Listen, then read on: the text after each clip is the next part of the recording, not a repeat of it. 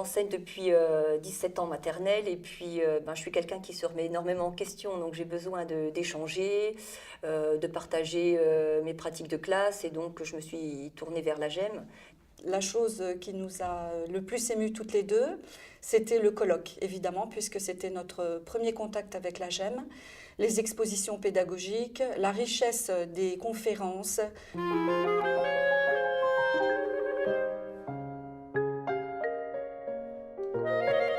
L'association des enseignants des écoles maternelles a été créée en 1921 par Madame Le Saint, qui était directrice d'école maternelle à Cussé, près de Vichy. Elle faisait appel donc aux enseignants des écoles maternelles et donc a créé l'Association générale des institutrices des écoles maternelles de France pour obtenir l'égalité des droits entre les enseignants d'écoles maternelles et des écoles primaires.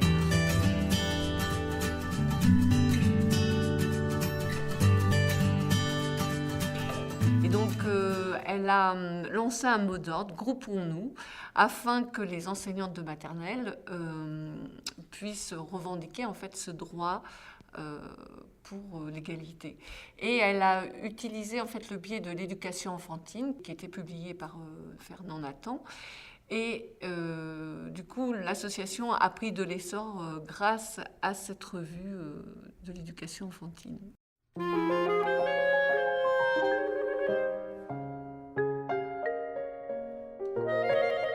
J'ai assisté à mon premier colloque à Lille l'année dernière, en juillet 2012.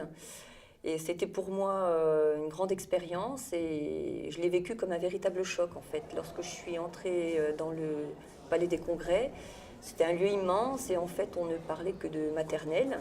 Il y avait de la maternelle partout et donc toutes les expositions pédagogiques qui étaient vraiment très très intéressantes, plus intéressantes les unes que les autres et toutes les collègues qui présentaient leur travail de classe avec les photos des enfants à l'appui, les travaux des enfants. Ça a été vraiment très très riche.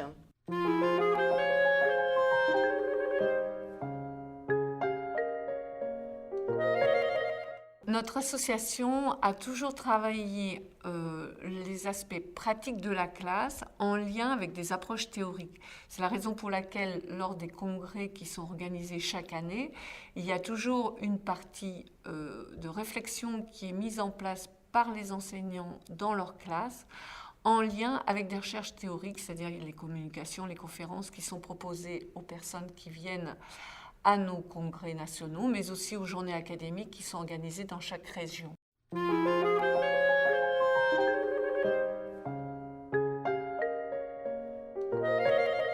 J'ai eu l'impression avec la GEM que la maternelle se retrouvait sur un piédestal. Et on se retrouve avec des collègues qui ont des choses à dire, des choses à montrer, et pour valoriser la maternelle qu'on ne connaît pas toujours. Ce qui me paraît important quand même, c'est tout l'aspect exposition pédagogique. Là, on a vraiment la possibilité d'entrevoir un peu le travail qui est mis en place dans les classes à travers la France sur un sujet particulier. Et puis de repartir aussi avec un certain nombre d'idées de mise en œuvre, de production, voilà.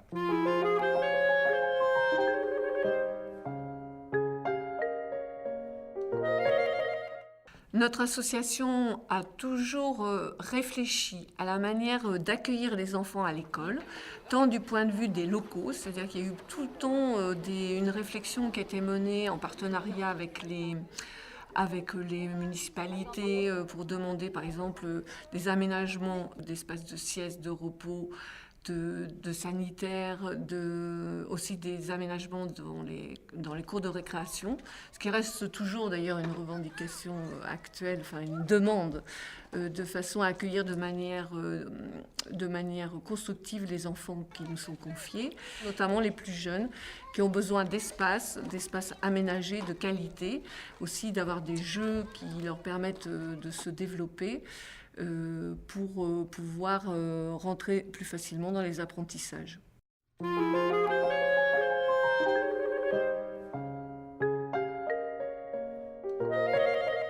L'association a toujours soutenu l'évolution de l'enfant.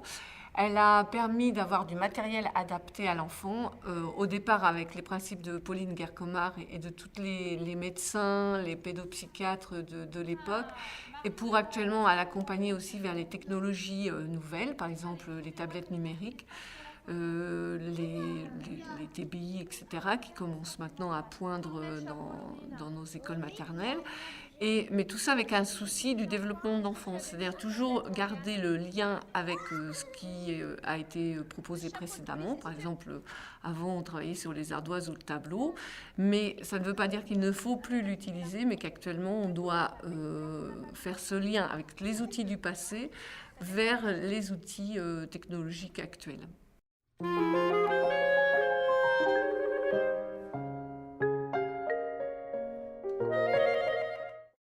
C'est vrai que j'ai mis un certain temps avant d'adhérer parce que je ne me sentais pas à la hauteur et je ne me voyais pas entrer dans la GEM et ne rien avoir à apporter à des collègues qui me paraissaient beaucoup plus chevronnés que moi.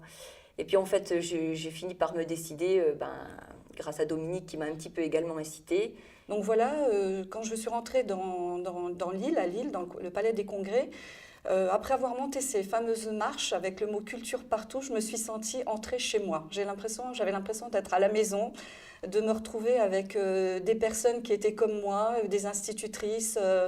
Voilà, c'est comme si tout d'un coup, quelqu'un vous avait ouvert sa classe et toutes les instituts de France se retrouvaient en face de nous.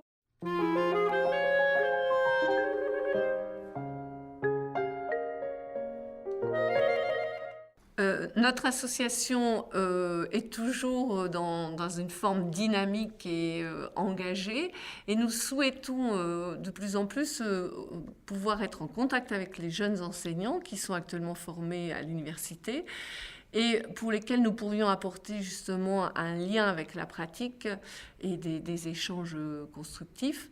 Et nous développons pour cela de nouveaux moyens de communication tels que les réseaux sociaux, le site de notre association. Et nous espérons les voir plus largement participer à nos travaux, que ce soit dans les espaces départementaux ou dans nos congrès nationaux.